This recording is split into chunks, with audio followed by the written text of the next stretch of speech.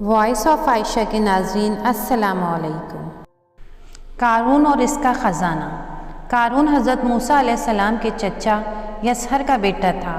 بہت ہی شکیل اور خوبصورت آدمی تھا، اس لیے لوگ اس کے حسن و جمال سے متاثر ہو کر اس کو منور کہا کرتے تھے۔ اس کے ساتھ ساتھ اس میں یہ کمال بھی تھا کہ وہ بنی اسرائیل میں توریت کا بہت بڑا عالم تھا اور بہت ہی ملنسار و با اخلاق انسان تھا، اور لوگ اس کا بہت ہی ادب و احترام کرتے تھے۔ لیکن بے شمار دولت اس کے ہاتھ میں آتے ہی اس کے حالات میں ایک دم تغیر پیدا ہو گیا اور سامری کی طرح منافق ہو کر حضرت موسیٰ علیہ السلام کا بہت بڑا دشمن ہو گیا اور اعلیٰ درجے کا متکبر اور مغرور ہو گیا۔ جب زکوٰۃ کا حکم نازل ہوا تو اس نے حضرت موسیٰ علیہ السلام کے روبرو یہ عہد کیا کہ وہ اپنے تمام مالوں میں سے 1000واں حصہ زکوٰۃ نکالے گا، مگر جب اس نے مالوں کا حساب لگایا تو ایک بہت بڑی رقم زکوٰۃ کی نکلی۔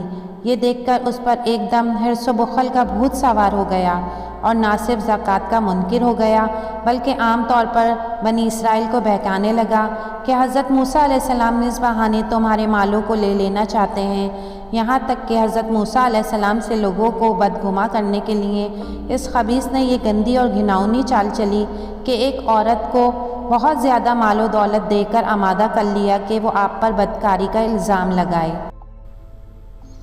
چنانچہ عین اس وقت جب کہ حضرت موسیٰ علیہ السلام وعظ فرما رہے تھے، قارون نے آپ کو ٹوکا کہ فلانی عورت سے آپ نے بدکاری کی ہے۔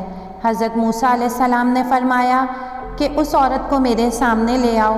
چنانچہ وہ عورت بلائی گئی تو حضرت موسیٰ علیہ السلام نے فرمایا کہ اے عورت، اس اللہ کی قسم جس نے بنی اسرائیل کے لیے دریا کو پھاڑ دیا اور عافیت و سلامتی کے ساتھ دریا کے پار کرا کر فرعون سے نجات دی، سچ سچ کہہ دے کہ واقعہ کیا ہے۔ حضرت موسیٰ علیہ السلام کے جلال سے عورت سہم کر کانپنے لگی اور اس نے مجمع عام میں صاف صاف کہہ دیا کہ اے اللہ عز و جل کے نبی، مجھ کو قارون نے کثیر دولت دے کر آپ پر بہتان لگانے کے لیے آمادہ کیا ہے۔ اس وقت حضرت موسیٰ علیہ السلام آپ دیدہ ہو کر سجدہ شکر میں گر پڑے اور بحالت سجدہ آپ نے یہ دعا مانگی کہ یا اللہ قارون پر اپنا قہر و غضب نازل فرما دے۔ پھر آپ نے مجمع سے فرمایا کہ جو قارون کا ساتھی ہو وہ قارون کے ساتھ ٹھہرا رہے اور جو میرا ساتھی ہو وہ قارون سے جدا ہو جائے۔ چنانچہ 2 خبیثوں کے سوا تمام بنی اسرائیل قارون سے الگ ہو گئے۔ پھر حضرت موسیٰ علیہ السلام نے زمین کو حکم دیا کہ اے زمین تو اس کو پکڑ لے، تو قارون ایک دم گھٹنوں تک زمین میں دھس گیا۔ پھر آپ نے فوراً زمین کو دوبارہ یہی فرمایا تو وہ کمر تک زمین میں دھس گیا۔ یہ دیکھ کر قارون رونے اور بلبلانے لگا اور قرابت اور رشتہ داری کا واسطہ دینے لگا، مگر آپ نے کوئی اتفاق نہ فرمایا، یہاں تک کہ وہ بالکل زمین میں دھس گیا۔ 2 منحوس آدمی جو قارون کے ساتھی ہوئے تھے لوگوں سے کہنے لگے کہ حضرت موسیٰ علیہ السلام نے قارون کو اس لیے دھسا دیا ہے تاکہ قارون کا مکان اور اس کے خزانے پر خود قبضہ کر لے۔ تو آپ نے اللہ تعالیٰ سے دعا مانگی کہ قارون کا مکان اور خزانہ بھی زمین میں دھس جائے۔